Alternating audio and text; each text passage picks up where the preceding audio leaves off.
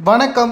சற்று முன் கிடைக்கப்பெற்ற மிக மிக முக்கியமான செய்தி ஒன்று வெளியாகி உள்ளது. அவசரமாக மருத்துவமனைக்கு சென்ற ஸ்டாலின் அவர்கள் அரசியல் களம் சூடுபிடித்துள்ள நிலையில் தற்பொழுது அரசியலில் பிரச்சாரத்திற்காக ஒவ்வொரு பகுதிகளுக்காக செல்லக்கூடிய ஒரு சூழல் உருவாகியுள்ளது.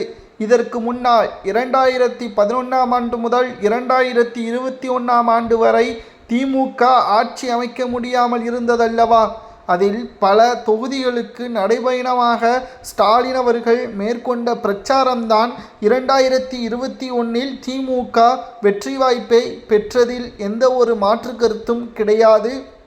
அதே நிலைமை தற்பொழுது மீண்டும் ஸ்டாலின் அவர்களால் செய்ய முடியுமா என்று கேட்டால் நிச்சயம் அது சாத்தியமே கிடையாது. அவரது வயது மூப்பின் காரணமாக அவர் தமிழ்நாட்டில் உள்ள 234 தொகுதிகளிலும் அரசியல் பயணம் மேற்கொள்ள முடியாது.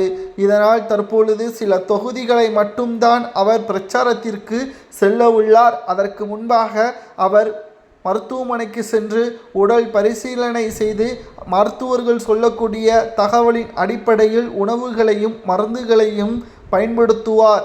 இதற்காக முன்னெச்சரிக்கையாகத்தான் இன்று அவர் சென்னையில் உள்ள அப்பல்லோ மருத்துவமனைக்கு செல்ல உள்ளதாக தகவல்கள் கிடைக்கப்பெற்றுள்ளது. இதனால் அப்பல்லோ மருத்துவமனையில் போலீஸ் பாதுகாப்பும் குவிக்கப்பட்டுள்ளது.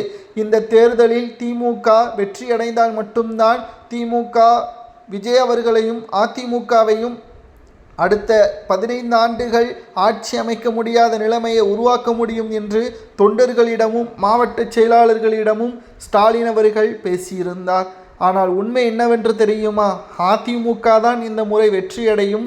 தேவையில்லாமல் ஸ்டாலின் பிரச்சாரம் செய்து அவரது உடல்நலத்தை கெடுக்க வேண்டாம் என்று எடப்பாடி தெரிவித்துள்ளார். மக்கள் திமுகவின் மீது கடுமையான கோபத்தில் இருக்கிறார்கள். நிச்சயமாக இந்த முறை திமுக ஓட்டிற்கு 10,000 கொடுத்தாலும் சரி ஓட்டுக்களை திமுகவிற்கு செலுத்த மாட்டார்கள்.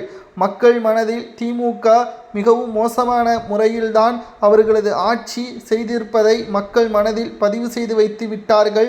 நிச்சயம் திராவிட முன்னேற்ற கழகத்திற்கு இந்த முறை வெற்றி வாய்ப்பை உறுதி செய்ய முடியாது. வெற்றி வாய்ப்பு திமுகவிற்கு பிரகாசம் என்று தொண்டர்களிடம் உற்சாகப்படுத்தலாம். ஆனால் மக்கள் மத்தியில் திமுக ஒட்டுமொத்த தோல்வியின் விளிம்பில் இருப்பதையும் எடப்பாடி பழனிசாமி அவர்கள் விமர்சனமும் செய்துள்ளார். உங்களது கருத்துக்களை கூறுங்கள். திமுக வெற்றியடையுமா அதிமுக வெற்றியடையுமா என்பதை பொதுமக்களாகிய உங்களது கருத்துக்களை கமெண்ட் வாயிலாக கூறுங்கள்.